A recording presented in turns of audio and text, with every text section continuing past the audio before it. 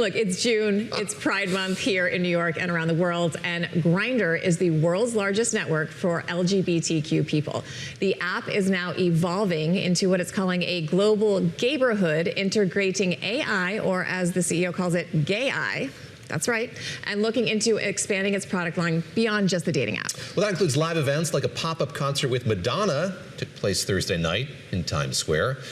In the past year, Grindr's revenue is up 38%, while its share price has dropped by half. For C-Suite Saturday, we spoke to CEO George Arison about the future of the company. I can't control what the stock does. The stock's going to do its own thing, and I think that over the long term, the market is pretty efficient. Over the short term, it's not sometimes. And I think Grindr does have some complexity for people to understand, but we do have an incredible business. I mean, the company's grown 25+% every year over the last 4 years. Since I've been around, even longer, it's been growing at that pace or higher. EBITDA has also been getting better. We did more EBITDA last year than we did revenue in 2022, which I think that's the number I really like, and it's going to continue going up. And I don't see anything that in the next 3-4 years is going to slow us down. Like, we have a very strong plan, and execution is really, really strong. The team, is doing everything that needs to be done to make the business work really well. So I think my job from the investor perspective is to keep meeting with people and telling them our story, and I think over time it'll take care of itself. We had some challenging things happen last fall when one of our shareholders had issues with his pledged shares, and that led to a squeeze on him and resulted with the share price coming down quite a bit. So I think there's some recovery that needs to happen from that, and that does take time. I mean, it's only been 3 quarters.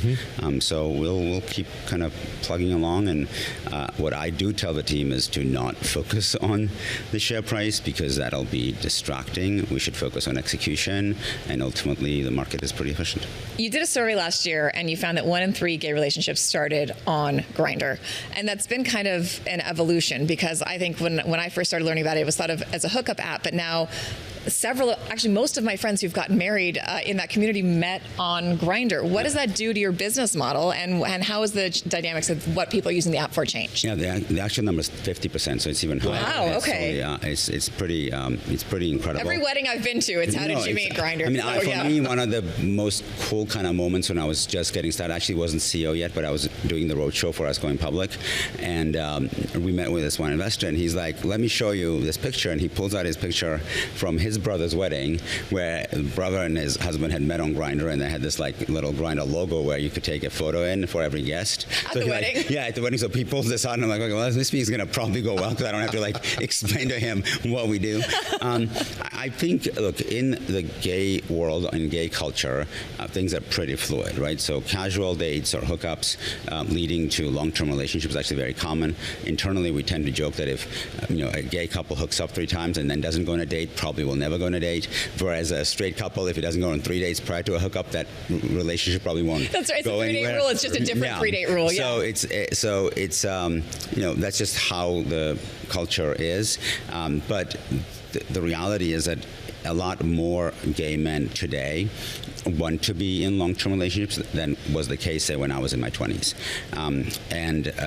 Andrew Sullivan, who was probably one of the primary architects of the case for gay marriage over the years, he would make this argument that if we allow gay marriage, then gay men will move more in the direction of what straight people do, which is getting married and having stable long-term relationships. And I think that's very much happening, because if you survey men under 35, over half of them say that they want to be in a long-term relationship, and a quarter of them say they want to have children. So I have kids. I've always wanted kids, but when I would say that I wanted kids in my 20s, I was literally like the oddest ball out, 1 in 100. So society is changing dramatically, in part because of the recognition of marriage, and that's really positive. And obviously Grindr is in an awesome place to help with that, because that is where people meet, and we have the critical mass of people to meet each other. We want to ask you about AI, and I understand you now use something you've coined, gay-I, through the app. I see what you did there. That was very good. All right, tell us what it is, how it works, and if it's been worth the investment. Because one of the things we're looking at, especially right now, is the ROI on these AI investments and whether or not the juice is worth the squeeze for some of these things. Yeah, so we've been way ahead of the curve on AI. I had built an AI company in 2018, not on Gen AI, because Gen AI models were not out back then, but having done that, and that company's done very well and was very good for everybody involved. I knew that AI was going to be huge for Grindr because we have so much data, and that creates unique opportunities. So we both have invested a ton into building AI products for users, and those are going really well. We are, have a lot of them are already out in the product, and the feedback from users is very positive. We're building a new AI tier, which is a more premium tier that is powered with AI.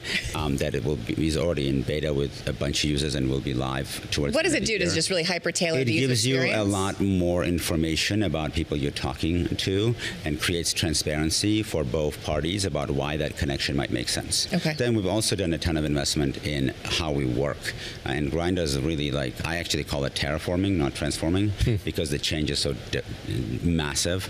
Our engineering team, started adopting AI coding much earlier than most people, and today 80% of the code that's written at Grindr is not written by humans, and it's all AI generated. And engineers' job is fundamentally changing. It's no longer writing code; it's actually architecting the code and managing synthetics that are writing the code. So every engineer is becoming an engineering manager in effect. Organizations are going to become flatter as a result overall. In March, when we were planning for Q2, Eng team came to the planning meeting and said that they don't have enough work and we need more projects. I've been building software for 20 years, and I've never had anything like that happen to me. And don't get me wrong, our team works extremely hard. We're a very hardcore culture. We're not like SpaceX, but in the layer of where do you fall in the hardcore, we're very much closer to SpaceX than we are to an average company. So these are not people who are not working super hard, but we still had more capacity because of what AI is doing to how productive we are. I don't care how much money we spend on tokens, honestly, because every dollar that's spent on tokens is way more output than you'd ever expect. Right. I think companies that are worried about the spending are actually not well managed, because then probably people are running around doing things that don't need to be done. But I don't want to give numbers out because these were confidential numbers that were shared with me. But one of the very large tech companies that recently was in the press a lot being worried about token spend, I heard what the total number of their concern was, and on an order of magnitude basis, they were say at 20K per engineer, and we are roughly running 50K per engineer in token usage, but I'm happy if that became 100. Wow. Because I know for a fact already that what we're getting on the other side is way more valuable than that.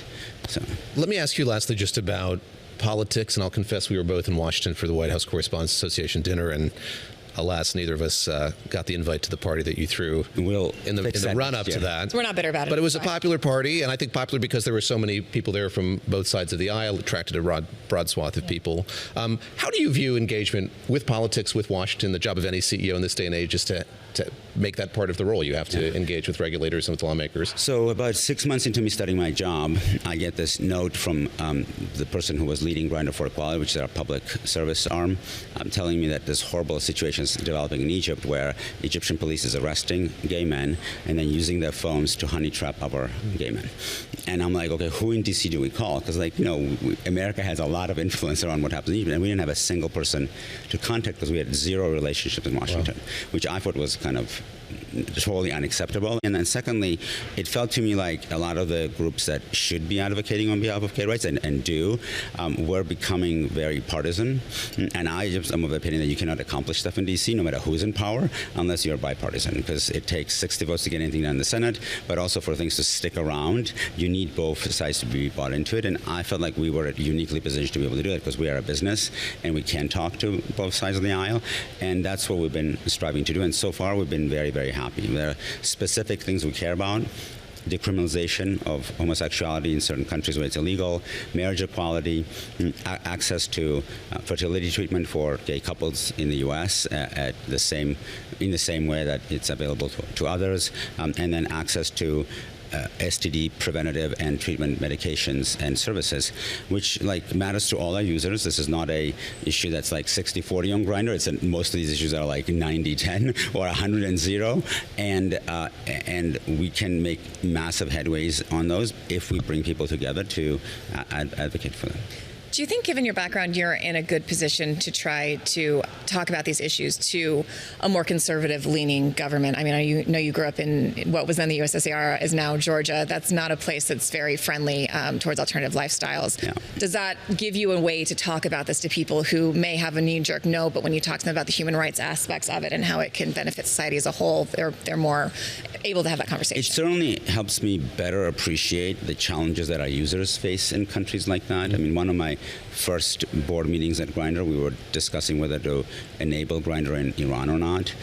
And this was like something we had shut down because of U.S. sanctions, and we were getting messages from local activists and users saying, we would prefer for you to be on and take the risk of being caught by the government that we're using Grindr to not having a way to connect with each other, because there's no other way to do it. That's because the risk of having that on your phone is really substantial. Is massive, yeah. So, I mean, I'm like, yeah, not a normal board discussion of like what you're going to be dealing with. I remember going to see the Secretary of Labor about a year ago or 9 months ago, and we were talking about, hey, we want to make sure that if we do things on IVF, that should be extendable to gay couples, because gay couples are not actually receiving the treatment themselves. It's usually a surrogate that's receiving treatment, and like you should be able to transfer that service on.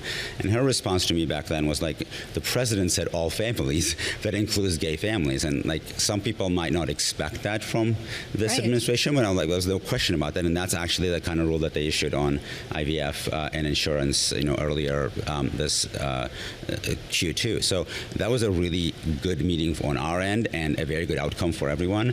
And so I think people are generally very willing to listen. And that's not to say that there's obviously a huge number of people in the Democratic Party who've been massive champions of gay rights, and they have been great at engagement with us. And obviously, it's really imperative for us to be working very closely with them and ensuring that they have the right information to be able to do the incredible work that they do on behalf of all Grindr users.